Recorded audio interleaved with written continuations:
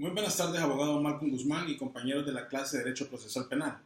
Hoy estaremos platicando acerca del vigilancia, control y ejecución de las penas, contenido en los artículos 381 al 395 del Código Procesal Penal. Primeramente, estudiaremos cuál es la competencia de los jueces de ejecución, y la misma redunda en la correcta aplicación del régimen penitenciario, la constitucionalidad de las penas, el estricto cumplimiento de las mismas y con una total independencia que tienen los mismos jueces de ejecución sobre esta materia. ¿Cuáles son las penas o las condenas que pueden ser en realidad ejecutables y vistas por un juez de ejecución? Pues son todas aquellas que tienen un carácter de firme y que no les cabe ningún otro recurso alguno. ¿Cuáles son las atribuciones que tiene un juez de ejecución dentro de su ejercicio? Número 1, tiene que adoptar todas las decisiones para el debido cumplimiento de las penas emitidas por cualquier otro órgano.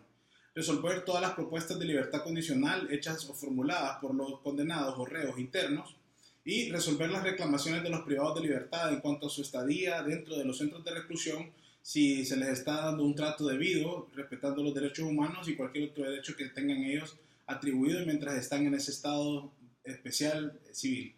También tendrán la reclamación de los internos y cualquier otra, y también podrán ventilar cualquier otra reclamación que hagan las víctimas como tal. ¿Cuáles son los derechos de los condenados en este caso? Los condenados tienen los derechos de exigir, pues básicamente, y valiendo la redundancia, sus derechos.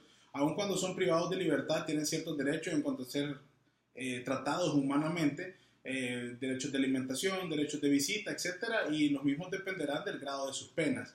Pero asimismo también tienen derecho las víctimas, y la víctima tiene una capacidad para participar activamente en velar que esta persona que fue condenada en realidad esté cumpliendo con las medidas debidas su pena. ¿Cuáles son los jueces de ejecución y qué labores tienen ellos dentro de estos juzgados de ejecución? Bueno, primeramente, cuando las penas son emitidas, ellos tienen el deber de computar dichas penas y hacerlas valer. Cuando la pena es privativa de la libertad, deberá de tomar en cuenta el juez al momento del cómputo de la pena, incluir todo el tiempo que esta persona estuvo detenida, ya fuera esperando su juicio o mientras estuvo en prisión preventiva. ¿Qué se le puede plantear a un juez de ejecución, por ejemplo?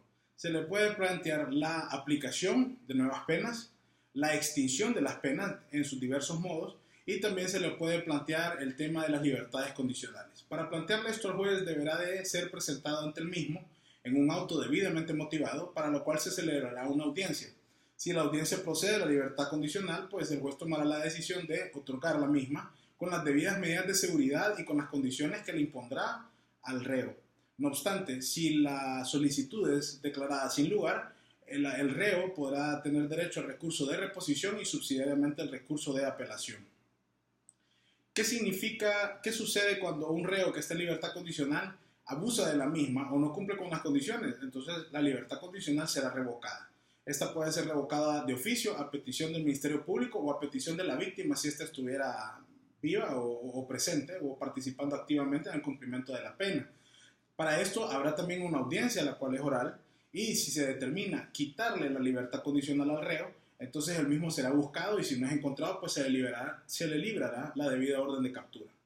¿Cuáles son los otros deberes de los jueces de ejecución? Bueno, número 1.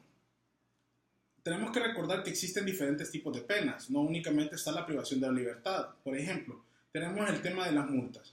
El juez deberá hacer el cómputo de las multas, ¿verdad? Deberá extender las condiciones de pago y en el caso de que no se ejecutara el pago de la multa, pues ejecutar las garantías que según o de acuerdo a lo que rige el CPC deberán ser puestas a la orden del Estado.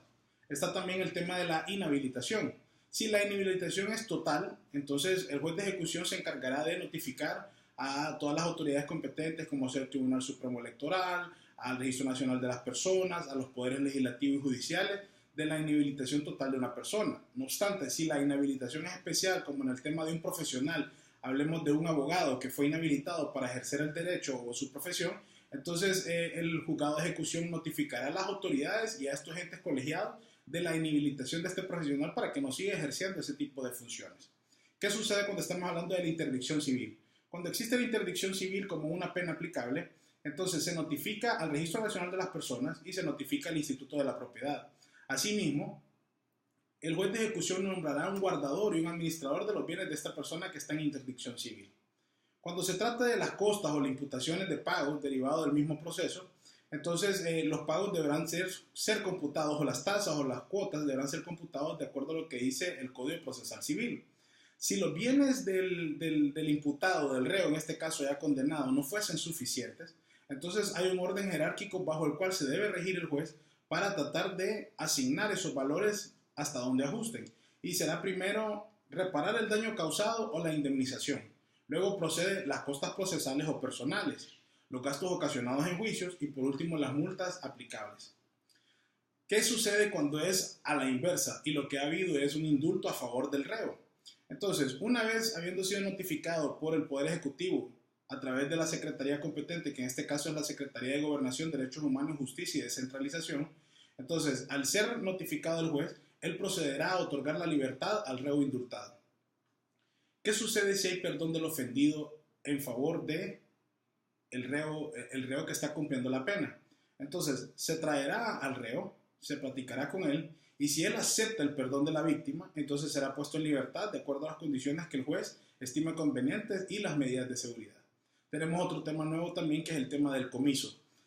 Como estamos teniendo muchos procesos ahora de privaciones de dominio, por ejemplo, entonces cuando los juzgados de privación de dominio han decretado suspender o otorgar la propiedad de un bien a favor del Estado o de cualquier otra persona, aunque no sea un tema de privación de dominio, entonces el juez de ejecución deberá velar, o los juzgados de ejecución deben velar por el debido comiso, la entrega y el traslado del dominio y la posesión y de la propiedad a favor de quien los órganos competentes decretaron en la sentencia mencionada. Espero que este video sirva para explicar este tema y agradezco el espacio otorgado y el tiempo de haberme escuchado. Muchas gracias.